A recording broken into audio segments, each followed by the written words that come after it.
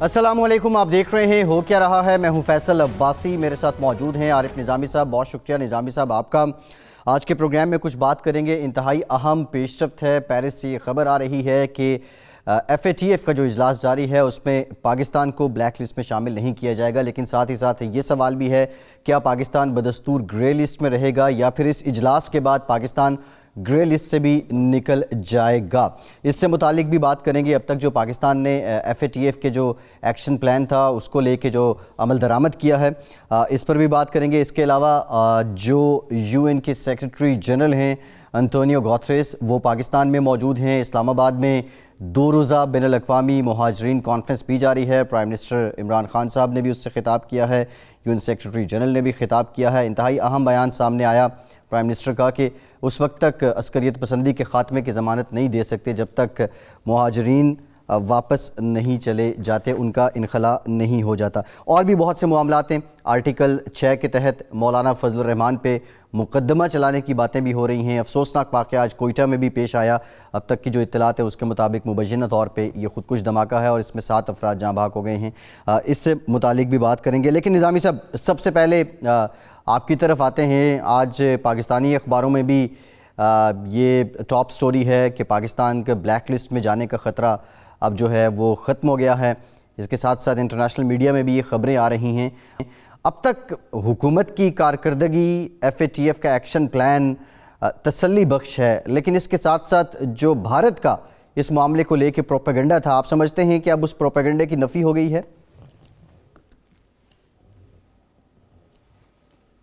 دیکھیں، بھارت کا پروپیگنڈا ایک تو حافظ سعید کے حوالے سے تھا، وہ تو ان کو تو سزا بھی دے دی گئی ہے، کنکرنٹلی 2 سزائیں دے دی گئی ہیں ان کو، تو وہ معاملہ تو میرے خیال سے آف دا ٹیبل ہونا چاہیے۔ لیکن غالباً جو منی لانڈرنگ اور جو یہ ٹیررزم کے لیے پیسے آتے ہیں، اس بارے میں بھی کچھ نکات ایسے ہیں جن کے وہ FATF پوری طرح مطمئن نہیں ہے کہ ہم نے آیا اس کو ٹرانسپیرنٹ پورے طریقے سے بنایا یا نہیں بنایا۔ ظاہر ہے کہ بھارت کو تو نے پوری زور لگایا کہ FATF جو ہے اس سے ہم نہ نکلیں، یہ گرے لسٹ سے نہ نکلیں۔ بلیک لسٹ طرح مجھے ناممکنات میں نظر آتا ہے۔ گرے لسٹ میں بھی نکلنا جو ہے نا، کیونکہ ہمارے اپنے مطابق ہم نے بھی 27 میں سے ہم نے 14 پر عمل درآمد کیا ہے۔ ان میں سے کہتے ہیں کہ 11 پہ ہم نے کچھ کیا لیکن کچھ رہتا ہے، اور 2 پہ بالکل نہیں کیا۔ تو اس کے ہوتے ہوئے میرا خیال ہے کہ یہی اسٹیٹس کو ہی رہے گا، یعنی کہ گرے لسٹ پہ برقرار رہے گا۔ ٹھیک۔ اچھا نظامی صاحب، ابھی تک جو پاکستان کی کارکردگی ہے 14 پہ مکمل عمل درآمد ہوا ہے، کچھ پہ پارشلی ہوا ہے، لیکن ایک فیکٹر یہ بھی ہے کہ جو باقی کی کسر رہتی ہے اس لسٹ سے نکلنے کے لیے، اس میں سفارتکاری اور لابینگ کا بڑا کردار ہوگا۔ بظاہر ابھی تک تو ہم دیکھ رہے ہیں UN سیکرٹری جنرل بھی اسلام آباد میں ہیں، کامیاب سفارتکاری لگ رہی ہے۔ جب ڈیووس میں پرائم منسٹر عمران خان سے ڈونلڈ ٹرمپ کی سائیڈ لائن ملاقات ہوئی تھی، اس میں بھی یہ معاملہ کسی حد تک زیر بحث آیا تھا۔ تو آپ سمجھتے ہیں سفارتی گراؤنڈز پہ بھی پاکستان خاصا کام کر چکا ہے FATF کی گرے لسٹ سے نکلنے کے لیے؟ جی، میرا خیال ہے کہ اس معاملے میں وزیر خارجہ اور پرائم منسٹر دونوں کو یہ کریڈٹ جاتا ہے کہ خارجہ پالیسی کے محاذ پہ کم از کم صحیح سمجھ جایا جا رہا ہے۔ جس طرح یہ بہت بڑا پاکستان کے لیے پلس پوائنٹ ہے کہ یہاں پہ ٹیررزم جو ہے وہ بہت ہی منیمل ہو گیا، اگرچہ آج ہی کوئٹہ میں افسوسناک واقعہ ہوا ہے، لیکن وہ پہلے والا ماحول بدل گیا۔ کرکٹ ٹیمیں آ رہی ہیں، ڈگنیٹریز آ رہے ہیں، VIPs آ رہے ہیں۔ پہلے تو IMF کی میٹنگ بھی دبئی میں ہوا کرتی تھی جو پاکستان میں اسلام آباد میں ہوئی ہے۔ اسی طرح UN کے سیکرٹری جنرل کا آپ نے ذکر کیا، بھی کچھ رائل فیملی کے حضرات پرائیویٹ وزٹ پہ خواتین حضرات آئے ہوئے ہیں، وہ خان صاحب سے ملے بھی ہیں۔ تو اس لحاظ سے تو ماحول بدلا ہوا ہے۔ کشمیر پہ بھی کافی اپریسیشن ہے کہ ہمارے پوائنٹ آف ویو کی، لیکن ابھی اس میں بہت سفر طے کرنا باقی ہے۔ جی اچھا، آپ نے کشمیر کا ذکر کر دیا ہے۔ UN سیکرٹری جنرل نے یہ بھی کہا انسانی حقوق کا احترام کیا جائے، ساتھ ہی ساتھ UN کی ثالثی کی پیشکش کی، لیکن آج جو انڈین میڈیا میں خبریں آ رہی ہیں نظامی صاحب کہ انڈیا نے اس ثالثی کو بھی ٹھکرا دیا ہے، منکر ہو گیا ہے بھارت ایک مرتبہ پھر سے کہ ہمیں کسی تیسری ثالث کی ضرورت نہیں ہے۔ ثالث کی ضرورت بھی نہیں ہے، آن ٹیبل بھی وہ نہیں آتا ہے۔ دیکھیں جو بھارت کا ایٹیٹیوڈ ہے وہ آج سے نہیں، کانگریس کے زمانے سے بھی حکومتیں تھیں، وہ کشمیر کو اٹوٹ انگ سمجھتے ہیں اپنا. اب تو انہوں نے اٹوٹ انگ اس کو لیگلی اور کانسٹیٹیوشنلی بھی اس کا اسٹیٹس چینج کر لیا ہے. اس سے ہمیں تو کوئی فرق نہیں پڑتا اس لحاظ سے کہ ہمارے نزدیک تو پہلے بھی جو کچھ ہو رہا تھا وہ یعنی بین الاقوامی قوانین کی دھجیاں اڑانے کے مترادف تھا. اب جہاں تک ثالثی کا تعلق ہے، وہ کہتے ہیں جی شملہ معاہدے میں آپ نے کہا تھا بائی لیٹرلزم ہوگا اور ملٹی لیٹرلزم میں آپ نہیں جائیں گے، یعنی یو این اور دوسرے. اور آپ دیکھیں کہ بھارت مسلسل انکار کرتا آ رہا ہے. آج ہی یہ کانگریس ریسرچ ایک انسٹیٹیوٹ ہے، انہوں نے ریسرچ کی ہے کہ جو خان صاحب جب جولائی میں پریزیڈنٹ ٹرمپ سے ملے تھے تو پریزیڈنٹ ٹرمپ نے کہا میں سال ہی کراتا ہوں، اس میں بڑی ہاہاکار ہوئی تھی. اور اسی ڈر سے کہ کہیں یہ امریکہ اپنا ڈول نہ ڈال دے اس میں، مودی نے اس میں کشمیر کی الیکسیشن کرنے میں یہ بھی ایک کہتے ہیں کہ پوائنٹ تھا. اب اس کے بعد وہ انہوں نے اپنا موقع بدل لیا امریکہ نے کہ جناب ہم تو صلح صفائی کرنے آئے ہیں اور ہمیں یہ اس حقیقت کو سمجھنا چاہیے کہ امریکہ کا اسٹریٹجک الائی ہے بھارت، جس طرح چین اور پاکستان اسٹریٹجک الائی ہے. اور ابھی چند ہفتوں میں آنے والے ہیں امریکی صدر وہاں، تو اس میں دودھ کا دودھ اور پانی کا پانی ہو جائے گا. تو اقوام متحدہ کے سیکرٹری جنرل اقوام متحدہ کی قراردادوں کی بات کرنا، یہ تو ایک اعلیٰ ترین سطح پہ میڈیشن ہے، ان کا تو کام ہی میڈیشن ہے اقوام متحدہ کی، اور بھارت نے اس کو بھی انکاری ہے اس سے. وہ تو اس وقت مودی تو بین الاقوامی قوانین کی دھجیاں اڑا رہا ہے. ہاں یہ بات آپ کی درست ہے کہ اس کا اگر آپ نے اس طرح نہیں تو اس طرح آپ کو بائیلیٹرل طریقے سے بات کرنی چاہیے، لیکن اس وقت تو وہ تو آزاد کشمیر کو بھی کہتا ہے کہ ہم اس کو ہڑپ کر لیں گے. تو یہ ایک بہت بڑا ملٹری تھریٹ ہے انڈیا کا. اور مجھے تو یہ خدشہ ہے کہ کسی مرحلے پہ وہ ایسی پاکستان کو مزید بلیڈ کرنے کے لیے اپنی فوجیں نہ ہمارے حصار بنا لیں ہمارے ارد گرد، تاکہ ہم موبلائز کرنے پر مجبور ہو جائیں، اور جس سے ہماری اور اقتصادی بدحالی جو ہے وہ ایکسپوز. جی اچھا نظامی صاحب، آپ نے یہ بھارت کا ذکر کیا، اگر ہم اس کو سامنے رکھیں 3-4 چیزیں تو بڑی پاکستان کے لیے مثبت جاتی ہیں. بھارت کا یہ نیریٹو کہ پاکستان دہشت گردی کو سپورٹ کرتا تھا، اس میں اس کو ایک طرح سے منہ کی کھانی پڑی ہے. دوسری بات یہ ہے کہ وہ بائی لیٹرل کی بات کرتا ہے اور وہ مذاکرات سے بھاگتا ہے. اب تیسرا یہ جو UN سیکرٹری جنرل کہہ رہے ہیں، اقوام متحدہ کی قراردادوں کا ذکر کر رہے ہیں، ثالثی کی پیشکش کر رہے ہیں، اس پہ بھی بھارت اگر انکاری ہے تو اب کیا یہ بھارت سفارتی لحاظ سے اتنا سٹرونگ ہے، یا جو امریکہ کے ساتھ اسٹریٹجک اس کا ریلیشن ہے اس کے بلبوتے پہ اتنی اکڑ ہے؟ دیکھیں جی، میں نے پہلے بھی عرض کیا تھا کہ 400 ارب ڈالر سے اوپر ان کا ریزروز ہیں. اقتصادی طور پر بہت سٹرونگ ہے بھارت اپنی، اس کے باوجود کہ آج کل وہاں بھی 5% گروتھ ریٹ ہوئی ہے. جو ہندو گروتھ ریٹ ایک زمانے میں ہوتی تھی وہ اس سے بھی کم ہوتی تھی، لیکن 8% سے بھی زیادہ سے اب وہ 5 پہ آ گئے ہوئے ہیں. لیکن اس کے باوجود وہ ایک بہت بڑی لیوکریٹو مارکیٹ ہے ویسٹ کے لیے. اور ایک لحاظ سے بھارت کو بہت نقصان ہوا ہے، اور جو ویسٹ میں اب اکنالج کرنا شروع کر دیے کہ بھارت کا ایک سافٹ امیج تھا کہ جی ایک جمہوری ملک ہے یا جمہوری اقتدار کی پاسداری کی جاتی ہے. لیکن جب سے یہ مودی کا دوسرا دور شروع ہوا بالخصوص، وہ سافٹ امیج جو ہے یہ ایک تو یہ آپ نے الیکسیشن کشمیر کا ذکر کیا، لاک ڈاؤن ہوا، ابھی بھی وہاں انٹرنیٹ جزوی طور پہ بند ہے. اسی طرح جو شہری قانون ہے جس کے بارے میں آج ہی عمران خان نے یہ بڑا درست کہا کہ یہ پاکستان کے لیے ایک ہیومینیٹیرین کرائسس ہوتا ہے مہاجرین کی صورت میں. تو اس کو بہت بڑا گزند پہنچا ہے بھارت کے اس امیج کو. جی ٹھیک ہے نظامی صاحب، اچھا یہ بھارت کو جو آپ کہہ رہے ہیں کہ نقصان تو پہنچا ہے، لیکن اگر بھارت کی ڈومیسٹک پالیٹکس دیکھیں، ایک تو بھارت کا جو رویہ وہ انٹرنیشنل قوتوں کے سامنے بھی آ رہا ہے، لیکن بھارت کی جو اندرونی سیاست ہے، سیاسی حالات ہیں، اس کو اگر ہم دیکھیں اور جو ہندتوا کا نظریہ ہے، پھر جس طرح ریسنٹلی NARC کا قانون ہے، نظامی صاحب اس قانون کے بعد جو مظاہرے ہو رہے ہیں، دھرنے دلی میں بھی جاری ہیں، یونیورسٹیوں کے اندر طلبہ پہ اور بالخصوص مسلم کمیونٹی پہ جس طرح ظلم کیا جاتا ہے، اس کے خلاف پورے بھارت سے آوازیں اٹھ رہی ہیں. آپ کو کیا لگتا ہے سیاسی طور پہ مودی کا نظریہ اپنی موت آپ نہیں مرنے جا رہا؟ جی یہ آپ کا نظریہ ہے، یہ آپ کہہ رہے ہیں بڑھنے جا رہا ہے، اور بھارت میں اس پہ سخت قسم کی ریزسٹنس ہے ان کی سول سوسائٹی کی طرف سے۔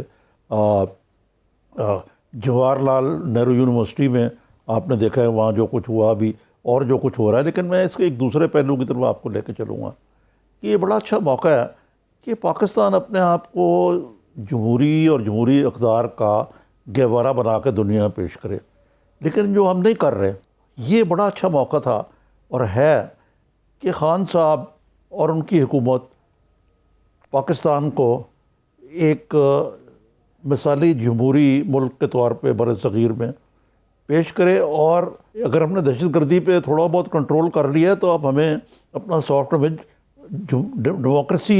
ڈیموکریٹک ویلیوز کے ذریعے اس کو اجاگر کرنا چاہیے۔ اب یہاں تو حال یہ ہے کہ مولانا فضل الرحمان کے خلاف آرٹیکل 6 کے تحت آپ کہتے ہیں پرائم منسٹر صاحب کہتے ہیں کہ مقدمہ چلانا چاہیے غداری پہ، تو کیا ہمیں اس قسم کی روش کو بے اختیاری نہیں کرنی چاہیے؟ نظامی صاحب اس پہ ذرا آتے ہیں، اس پہ یہ جو سیاسی پاکستان کے حالات ہیں اس پہ آتے ہیں۔ نظامی صاحب اس پہ ذرا آتے ہیں، میں آپ سے جاننا یہ چاہ رہا ہوں، پرائم منسٹر نے آج یہ بھی کہا ہے کہ جو ریفیوجیز ہیں، مہاجرین ہیں، ان کی واپسی تک، ان کے انخلاء تک عسکریت پسندی ختم ہونے کی ضمانت نہیں دے سکتے۔ ایک جانب افغان امن عمل ہے، ظاہر ہے پاکستان کا اس میں بڑا اہم کردار ہے، اور دوسرا پرائم منسٹر یہ بھی چاہ رہے ہیں کہ بڑی تعداد میں افغان مہاجرین جو یہاں موجود ہیں وہ واپس جائیں، اور وہ تبھی ہو سکتے ہیں جب افغانستان میں امن ہو۔ یہ اس بات کی سگنیفیکنس کیا ہے، آپ کو کیا لگتا ہے، and message behind the lines کیا ہے؟ دیکھیں وہ یہی کہہ رہے ہیں کہ بھئی یہ ہیومینیٹیرین کرائسس دیکھیں نا، یو این کے سیکرٹری جنرل نے اور ریفیوجیز جو ہیں ہیومن رائٹس کے، انہوں نے ریفیوجیز کے جو ہیں انہوں نے بڑی پاکستان کی مہاجرین کی معاملے میں، یعنی 45 لاکھ مہاجرین یہاں پاکستان میں آئے۔ اب آپ نے دیکھا کہ سیریا سے جو مہاجرین ہیں ان کو، وہ بیچارے وہاں جیلوں میں سڑ رہے ہیں، لیکن ترکی ایک حد سے زیادہ ان کو لینے کو تیار نہیں ہے۔ جی آپ کو معلوم ہوگا کہ باقی بھی جو یورپین ملک ہیں انہوں نے مہاجرین لیے لیکن وہ لینے کو تیار نہیں ہے۔ پاکستان نے تو ان ممالک کی کل آبادی سے زیادہ مہاجرین یہاں قبول کیے۔ خان صاحب کی بات اصولی طور پہ درست ہے، اور یقیناً یہ ایک ایسا ناصور ہے جس کی اسلامی مہمان نوازی کا تو اپنی جگہ پہ بڑا چرچا ہوتا ہے، اور یو این سیکرٹری جنرل نے بھی کہا ہے، لیکن امید ہے کہ اب یہ ظلم خلیلزاد اسلام آباد میں موجود ہیں، امریکہ کی اور طالبان کی کو آپس میں تال میل بھی کچھ ہو گئی ہے، کچھ اگریمنٹ ہو گئی ہے کہ افغانستان میں کوئی امن کا آیا ہو اور مہاجرین واپس جائیں۔ لیکن اب یہ ایسے مہاجرین ہیں جو سیکنڈ تھرڈ جنریشن پاکستان نہیں ہو چکے ہوئے ہیں، بعض کے پاس تو آئی ڈی کارڈ بھی موجود ہیں یہاں۔ میں گیا جب کرزئی صاحب پریزیڈنٹ تھے تو بلایا انہوں نے کچھ صحافیوں کو، ان کے لنچ پہ بلایا، اس وقت جو موجودہ صدر ہیں اشرف غنی وہ فائنانس منسٹر تھے، تو انہوں نے مجھ سے پوچھا یار اسلام آباد کا کیا حال ہے، وہ سنے درخت بڑے کاٹ دیے ہیں، تو انہوں نے بتایا کہ انہوں نے تو زیادہ وقت کوئٹہ اور اسلام آباد میں گزارا، ان کی فیملی وہاں تھی۔ اسی طرح یہ آپ اکثر جو دیکھیں ان کے لیڈر جو ہیں ان کے بچے یہاں پڑھتے ہیں، وہاں وہ خود کرتے ہیں، تو یہ ایک ایسا تلق بن گیا ہوا ہے کہ شاید یہ اب یہ بڑا مشکل ہوگا یہ تعین کرنا کہ کون مہاجر ہے اور کون نہیں ہے۔ جی نظامی صاحب، وہ ان کی کرکٹ ٹیم جو ہے اس میں اکثر کھلاڑی ایسے ہیں جو پاکستان میں کھیلتے رہے ہیں۔ یہ بتا دیں کہ ابھی آپ نے ذکر کر ہی دی ہے کہ آپ نے درست کہا، 3 نسلیں افغانوں کی پاکستان نے مہمان نوازی کی، بلکہ مہمان نوازی کیا کی، ایک طرح سے پرورش کی۔ آج honourable prime minister Imran Khan اور فارن منسٹر شاہ محمود قریشی صاحب یہ شکوہ کرتے بھی نظر آئے، اور شکوہ بجا بھی تھا کہ پاکستان نے جس قدر مہمان نوازی کی اس طرح انٹرنیشنل کمیونٹی نے کوئی خاطر خواہ مدد نہیں کی پاکستان کی۔ اور یو این سیکرٹری جنرل داد تو دے رہے ہیں، جی یہ تو تحسین تو دے رہے ہیں، لیکن کیا کوئی ریوارڈ کی صورت میں؟ صحیح کہہ رہے ہیں آپ، جی جو پیسے ایئر مارک بھی کیے وہ بھی پاکستان کو نہیں ملے، اور پاکستان نے بڑا مردانہ واری سے اس کا مقابلہ کیا۔ لیکن یہ جو افغان ریفیوجیز ہیں ان کی ایک بات آپ کو داد دینی پڑی کہ وہ کیونکہ ایتھنک ڈیوائڈ اس طرح نہیں ہے، وہ ادھر آ کے بھی گھل مل گئے، انہوں نے یہاں کاروبار کر لیے، وہ اس طرح کے ریفیوجیز نہیں ہیں جو کیمپس میں ہی رہتے رہے. اب تو وہ آباد ہیں پاکستان کے اندر اور اسیمیلیٹ ہو چکے ہوئے ہیں. جی اور نظامی سے پھر کلچرل ڈیفرنس بھی کوئی خاص نہیں تھا، کیونکہ روایات تو پاکستان کے جو بالخصوص خیبر پختونخوا صوبہ ہے اس کے ساتھ خاصی ملتی بھی تھی، تو گھل مل بھی بڑے ایزیلی یہ لوگ گئے ہیں. لیکن اگین نظامی صاحب آج پرائم منسٹر پاکستان، زبان ہے، کلچر ہے، وہ سارا کچھ، جی مذہب ہے. جی بالکل، مذہب مین کامنالٹی ہے. نظامی صاحب فرمائیے. عمران خان صاحب بارہا انہوں نے کہا بھی تھا کہ میں کشمیریوں کا سفیر بنوں گا، اور ہر جگہ کوئی فورم ایسا نہیں ہے، بالخصوص 5 اگست 2019 سے لے کے اب تک عمران خان صاحب نے کوئی موقع ہاتھ سے جانے دیا ہو. شاید ہی کوئی موقع ایسا نہیں ہے کہ جہاں انہوں نے کشمیر کا ذکر نہ کیا ہو. آج پھر انہوں نے یہ بات کی ہے، سفارتی کامیابی بھی لگ رہی ہے UN سیکرٹری جنرل کا یہاں آنا، لیکن what to do next؟ اب مزید کیا کرنا ہوگا؟ نہیں، یہ یقیناً میں نے پہلے عرض کیا کہ خان صاحب جتنی اچھے طریقے سے فارن پالیسی کو کنڈکٹ کر رہے ہیں، کاش ڈومیسٹک پالیسی میں بھی اس کی جھلک نظر آتی. جی کیونکہ یہ الٹا ہوتا ہے کہ ڈومیسٹک پالیسی سے فارن پالیسی بنتی ہے. بات یہ ہے کہ ہم نے اجاگر تو کر دیا، لیکن آپ بتائیے کہ ہمارا کیا کلاؤٹ ہے کہ ہم بھارت کو مذاکرات کی میز پر لے کے آئیں. بھارت تو سمجھتا ہے کہ وہ ہمارا حصہ ہے. وہ تو کہتا ہے جی صرف بات کریں ٹیررزم کے اوپر، جس کے ہم مرتکب ہی نہیں ہو رہے.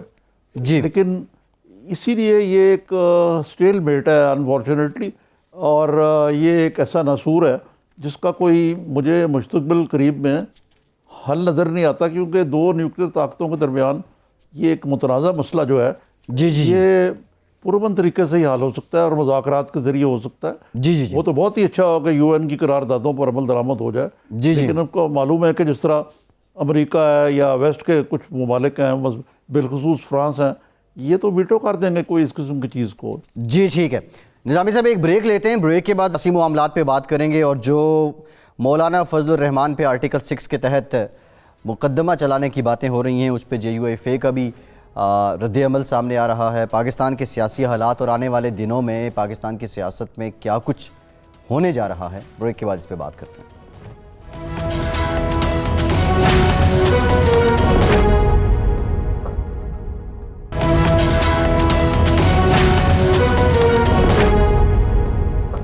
بریک کے بعد ایک بار پھر سے آپ کو خوش آمدید کہیں گے. نظامی صاحب، یہ جو اس وقت ایک بحث چل رہی ہے حکومت اور JUIFA کے درمیان، اس پہ بھی آتے ہیں، لیکن اس پہ آنے سے پہلے مولانا فضل الرحمان کا یہ بیان کہ اپوزیشن کو اکٹھا کرنے کی کوشش کی لیکن ساتھ کسی نے نہیں دیا، وہ رہبر کمیٹی اس کا کیا ہوا؟ اور اب مولانا اکیلے ہی نبرد آزما نظر آ رہے ہیں.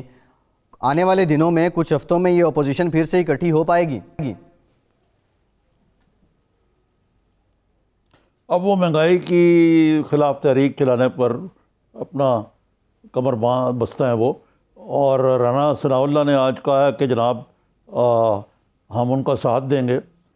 اب یہ نہیں سمجھ آتی کہ بلکہ انہوں نے کہا کہ ہم آگے ہوں گے سب سے PMLN. میری سمجھ میں نہیں آتا کہ کیا مسئلہ ہے جس کے تحت PMLN کے پریزیڈنٹ جو ہیں لندن میں بیٹھے ہوئے ہیں مسلسل، کیا وہ لندن سے قیادت کریں گے مہنگائی کے خلاف تحریک کا؟ ہر اول دستہ اس طرح ایسا بنتا ہے کہ لیڈر جو ہے ایک لیڈرشپ پارٹی ہو، سب سے بڑی اپوزیشن پارٹی پاکستان کی. تو مولانا کے جذبات اپنی جگہ پہ، لیکن یہ سب اسی تنخواہ پہ کام کریں گے، جو چاہے وہ پیپلز پارٹی ہو چاہے PMLN ہو. مجھے تو کوئی ایسی کوئی صورتحال تبدیل شدہ نہیں ہے جس کے تحت یہ اپنے کوئی جو موجودہ مصالحانہ پالیسی ہے، جس کے تحت بلاول صاحب نے طعنہ دیا ہے محترمہ مریم کو کہ جی وہ کیوں خاموش ہیں اور شہباز شریف صاحب کیوں باہر بیٹھے ہوئے ہیں. یہ بلاول صاحب بھی کی پارٹی میں بھی ایکولی اپلائی ہوتا ہے. وہ تھوڑا سا شاید تھوڑی سی شعلہ نمائی کر رہے ہوں زیادہ. جی عمومی طور پہ تو یہ دونوں پارٹیاں جو ہیں فضوی بنی ہوئی ہیں نا. نظامی صاحب مولانا کا ساتھ نہیں دیا اور اب بھی نہیں دیں گی کسی نظامی صاحب جو نون لیگ کا فالوور ہے پنجاب میں، وہ پچھلے کچھ مہینوں میں ہرٹ تو ہوا ہے، کیونکہ جو نون لیگ کی لائن تھی قیادت نے اسے انحراف کیا. آپ کو نہیں لگتا بلاول یہ سیاسی کارڈ کھیل رہے ہیں اور نون لیگ کے اس فالوور کی ہمدردیاں اپنے ساتھ لینا چاہ رہے ہیں نون لیگ کی قیادت کو ہی نشانہ بنا کے؟ آپ تو بڑی آپ نے تو نون لیگ کے فالوورز کی بات کی نا. نون لیگ کی جو بہت ساری لیڈرشپ ہے وہ میرے ناقص علم کے مطابق اپنی قیادت سے سخت نالاں اور مایوس ہے اور ڈی مورلائزڈ ہے بلکہ. تو یہ معاملہ جو ہے یہ ذرا تھوڑا سا یقیناً آپ جو کہہ رہے ہیں کہ پی ٹی آئی اس میں سے سیاسی فائدہ اٹھانے کی کوشش کرے گی، لیکن ان کا تو اپنا بہت برا حال ہے. وہ کیا فائدہ اٹھائیں گے جو ان کی پارٹی میں سر پٹول ہو رہی ہے، جو ان کے اتحادی ایک دوسرے سے لڑ رہے ہیں. ان کی جو جیل ہے وہ تو بالکل اور ہے نا. ان کو جب تک وہ جیل لگی رہے گی وہ اکٹھے رہیں گے، نہیں تو ان کا شرازہ بکھر جائے گا. نہیں نظامی صاحب دیکھیں، نون لیگ کے لوگ بھی منحرف ہیں، پی ٹی آئی کے جو فالوور تھے وہ بھی اپنے مسائل کی وجہ سے اتنے خوش نہیں ہیں، کوئی خوش گمانی بھی نہیں کر رہے ہیں. کاف لیگ کی پہلے سے اتنی پنجاب میں اکثریت تو ہے نہیں، تو کیا پیپلز پارٹی جو اس وقت، کیونکہ پیپلز پارٹی ظاہر ہے پہلے تھی پنجاب میں اور یہاں سب سے زیادہ جو ادوار گزارے ہیں حکومتوں میں وہ پیپلز پارٹی نے ہی گزارے ہیں، لیکن اب یہ جو موقع ہے بلاول بھٹو زرداری، یہ بھی بہت بڑا سوال ہے کہ کیا ایک ایسی اینٹیٹی ہو سکتے ہیں، کیا ایسی شخصیت ہو سکتے ہیں کہ جو پنجاب میں پھر سے پیپلز پارٹی کو زندہ کر لیں اور پیپلز پارٹی نون لیگ اور پی ٹی آئی کے جتنے ناراض فالوورز ہیں ان کو اپنے ساتھ ملائے اور پھر سے ایک بڑی طاقت بن کے پنجاب میں ابھرے. کیونکہ صرف سندھ کے بلبوتے پہ وفاق میں تو پیپلز پارٹی اپنی حکمرانی یا اپنی حکومت نہیں لا سکتی ہے. لیکن اس کے ساتھ ساتھ یہ بھی سوال اٹھتا ہے کہ آصف زرداری صاحب علیل بھی ہیں، خدا ان کو صحت دے، وہ بھی بیمار ہیں، لیکن بلاول بھٹو زرداری کی جو اپوزیشن ہے آلدو وہ بھی ملی جلی تو ہے، لیکن نون لیگ کی نسبت بلاول بھٹو زرداری بہت کھل کے بات کرتے ہیں اور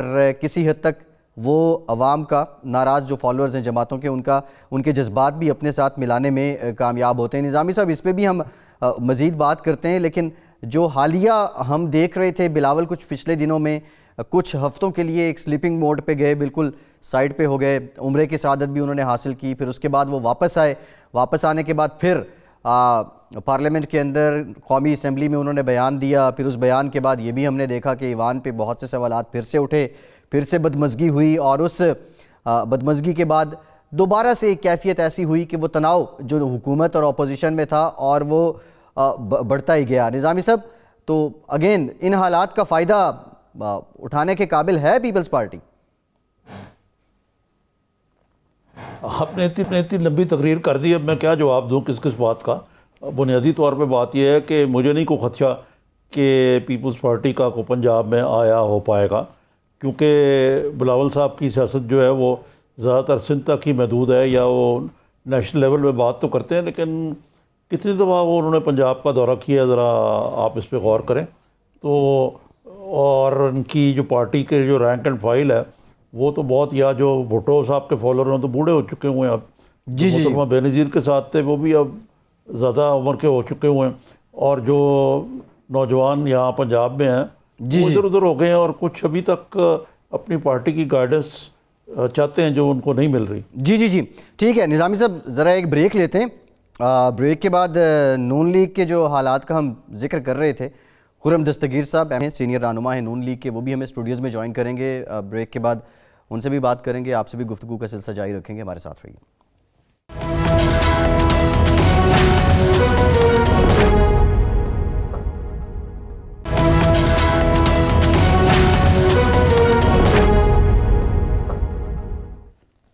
بریک کے بعد ایک بار پھر سے آپ کو خوش آمدید کہیں گے. خرم دستگیر صاحب مسلم لیگ نون کے سینئر رہنما، وہ بھی ہمیں جوائن کر چکے ہیں. بہت شکریہ خرم صاحب. خرم صاحب آپ کی طرف بھی آتے ہیں.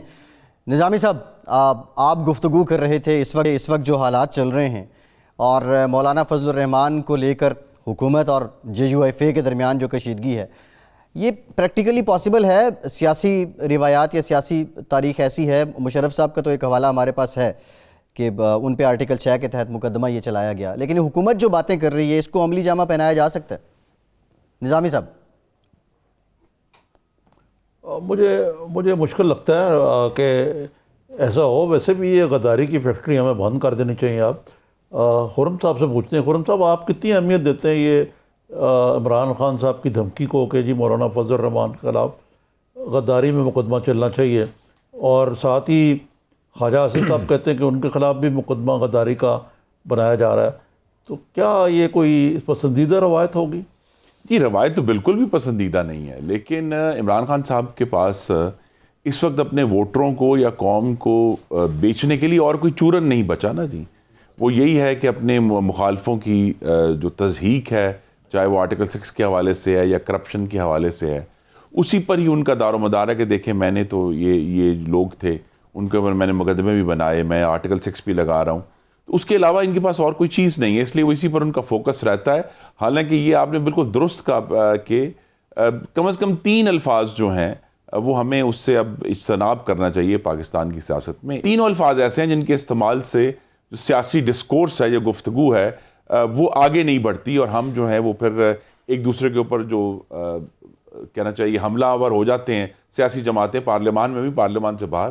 تو جب تک ہم اس سے نہیں ہٹیں گے، کیونکہ اس طرح اگر کوئی ایسی بات ہے جس کے اوپر عمران خان صاحب کو اعتراض ہے، تو وہ جو ہم نے سنا تھا یا جو ہمارے ذہن میں ایک خاکہ ہے کہ قانون جو ہے وہ شواہد اور ثبوتوں کی بنیاد پر آگے جاتا ہے، تو صرف یہ کہ ان کی ایک گفتگو پہ کہہ دینا کہ جی ہم آرٹیکل 6 لگائیں گے، یہ بات اگر کوئی عام سیاسی کارکن کہے تو پھر بھی برداشت ہو سکتا ہے، لیکن اگر وزیر اعظم پاکستان جو ہیں وہ ایسی بات کرتے ہیں تو یہ انتہائی غیر ذمہ داری ہے. اور ہم سب یہ آج کل یو این کے جنرل سیکرٹری بھی آئے ہیں یہاں، اس کے علاوہ ہائر کمیشن فار ریفیوجیز آیا یہاں، اور کشمیر کی کافی بات ہوئی، اور خان صاحب نے جب ٹرمپ سے ملے جولائی میں تو وہاں بھی کشمیر کی بات کی.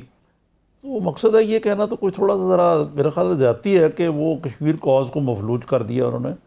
میرا خیال ہے انہوں نے مقدور بار کوشش کی ہے، لیکن یہاں تک میں آپ سے اتفاق کروں گا کہ پاکستان مفلوج ہوا ہے کہ کشمیر کے بارے میں کوئی آپشنز نظر نہیں آتی. 2 طرفہ تعلقات، مذاکرات کے لیے بھارت تیار نہیں ہے، یو این کی ریزولوشنز پہ تیار نہیں ہے، لیکن یو این تک ہم گئے بھی ہیں، وہاں معاملہ اٹھایا بھی ہے. تو کیا اور کریں محسن کہ کیا اعلان جنگ کر دیں بھارت کے جی خلاف؟ نظام صاحب، میں بساط احترام اختلاف کروں گا، کیونکہ جو ہندوستان نے اینیکس کیا ہے اپنے مقبوضہ کشمیر کو 5 اگست 2019 کو، یہ پاکستان کی فورن پالیسی 72 سالوں کی تھی، اس کے ایک ستون کو اس نے ریزہ ریزہ کر دیا. اور جو ہمارا پورا سٹینڈ تھا اس کے 2 حصے ہیں نا جی. ایک حصہ یہ ہے جو اہم ہے کہ جو کشمیر کے رہنے والے ہیں وہ ایک تنازع کی جگہ پر رہتے ہیں، اور اس کا بھی تنازع حل ہونا ہے بین الاقوامی قوانین کے تحت. دوسرا ہے ہندوستان کی وہاں جو ایک ریپریسو ایکٹیویٹیز ہیں، جو انہوں نے انسانی حقوق کو پامال کیا ہے، عصمت دری کی ہے ہماری بہنوں کی. لاکھوں جو ہے کشمیری جو ہیں، اب 1 لاکھ سے فگر کراس ہو گئی ہے، انہیں قتل کیا ہے، ٹارچر کیا ہے.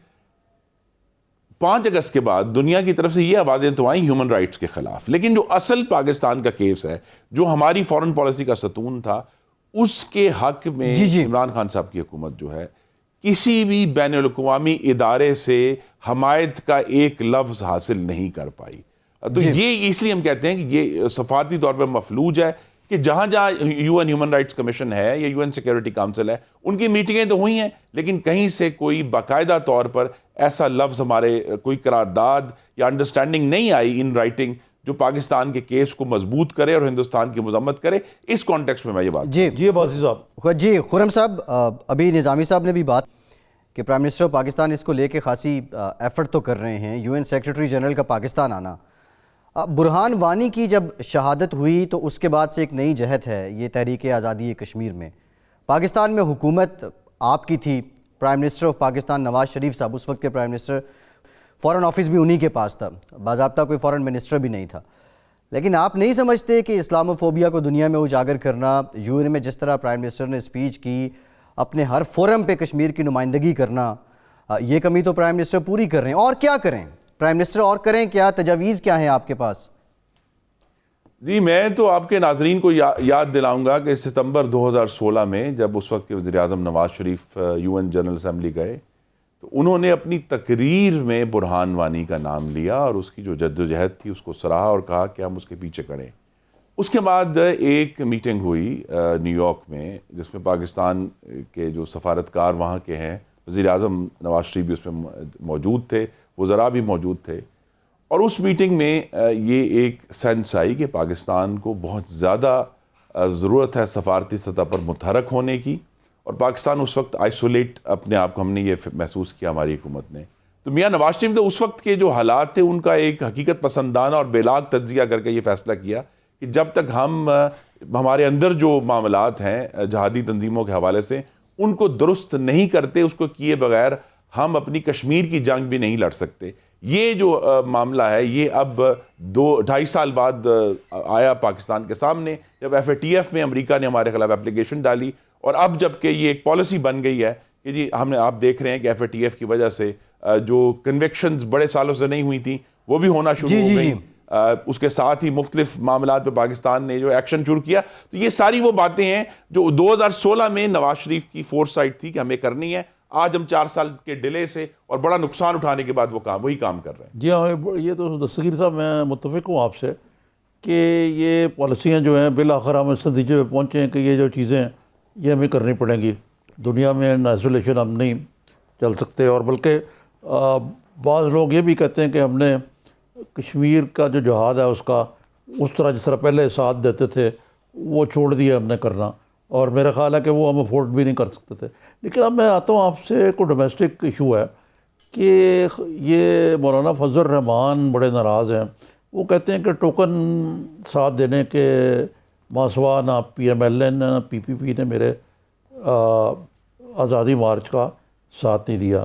وہ جو ریبر کمیونٹی تھی وہ بھی ڈورمنٹ ہو چکی ہوئی ہے.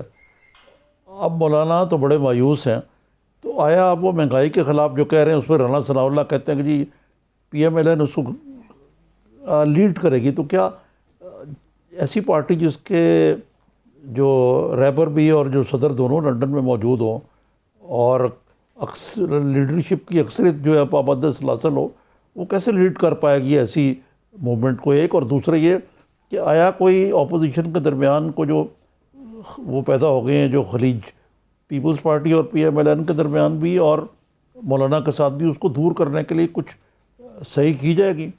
جی ہم نے صحیح کا آغاز آپ دیکھیں گے اگلے چند دنوں میں مسلم لیگ نون کی طرف سے بڑے سنجیدہ رابطے ہوں گے JUIF یعنی مولانا فضل الرحمان صاحب کے ساتھ بھی. پاکستان پیپلز پارٹی کے ساتھ تو ہم چونکہ ایوان میں مستقل طور پر موجود ہیں، ان سے گفتگو رہتی ہے، لیکن ان سے بھی ایک باقاعدہ گفتگو کرنی ہے.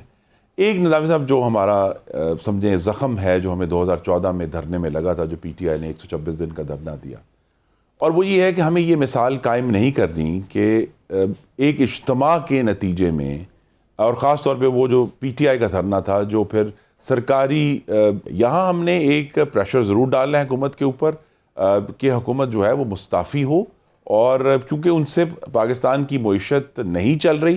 اگر یہ حکومت چلتی ہے تو معیشت نہیں چلے گی، اور معیشت نہیں چلے گی تو ریاست نہیں چل سکتی. تو ہم اس سٹیج پر آ گئے جب پاکستان کی اکنامک پالیسی بھی اور فورن پالیسی بھی ایک ایسے مفلوج پن کا شکار ہے جس سے پاکستان کو نقصان ہو رہا ہے، روزانہ کی بنیاد پر ہو رہا ہے. پاکستان کے رہنے والے جو ہیں، چاہے وہ کاشتکار ہیں یا صنعت کار ہیں، وہ تکلیف میں ہیں. اس کا جو شفاف ترین جمہوری طریقہ یہی ہے کہ ملک میں نئے صاف، شفاف اور مداخلت سے پاک انتخابات.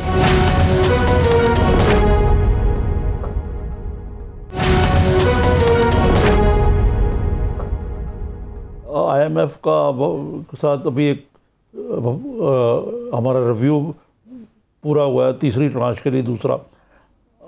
IMF نے تو بڑا اطمینان کا اظہار کیا، تو اب لگتا ہے کہ ہم IMF کو خوش کر رہے ہیں لیکن اپنے عوام کو ناراض کر رہے ہیں.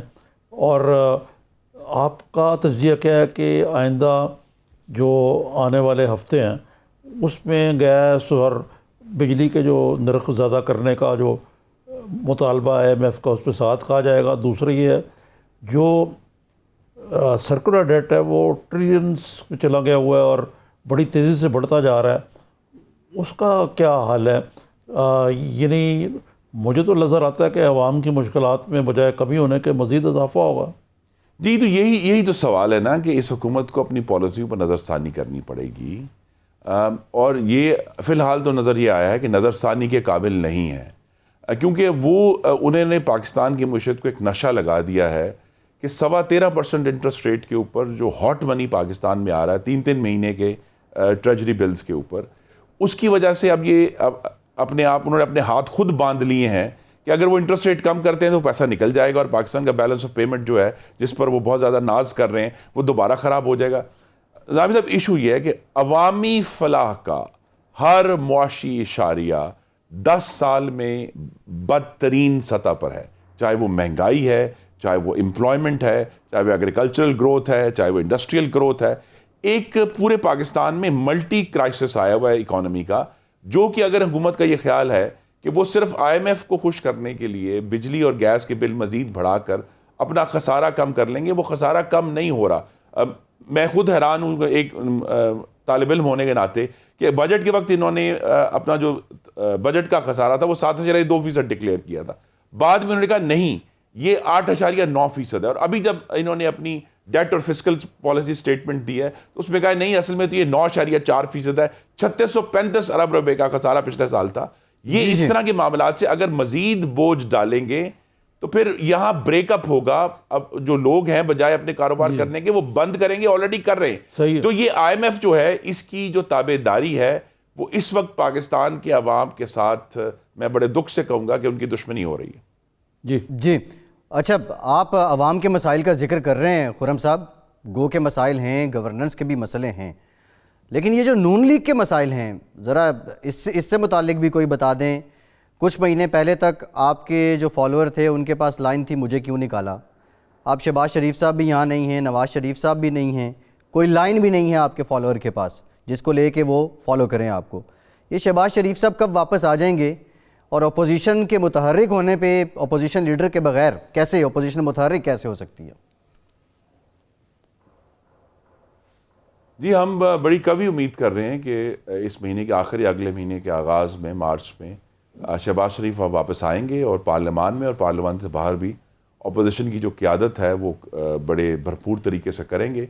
دوسرا یہ ہے کہ مسلم لیگ نون کے جو فالوورز ہیں انہوں نے اپنی آنکھوں سے ایک خون اور اندھیرے میں ڈوبے ہوئے پاکستان, جہاں لوڈ شیڈنگ تھی, جہاں دہشت گردی تھی, جہاں معاشی قزاز بازاری تھی, اس خون اور اندھیرے میں ڈوبے ہوئے پاکستان کو روشن اور پرامن ہوتے ہوئے دیکھا ہے نواز شریف کے ہاتھوں. ہمارے پاس یہ ایک واضح پرفارمنس ہے کہ جب ہم نے حکومت چھوڑی تو پاکستان میں مہنگائی کی شرح 3.9% تھی, آج 14.6% ہے.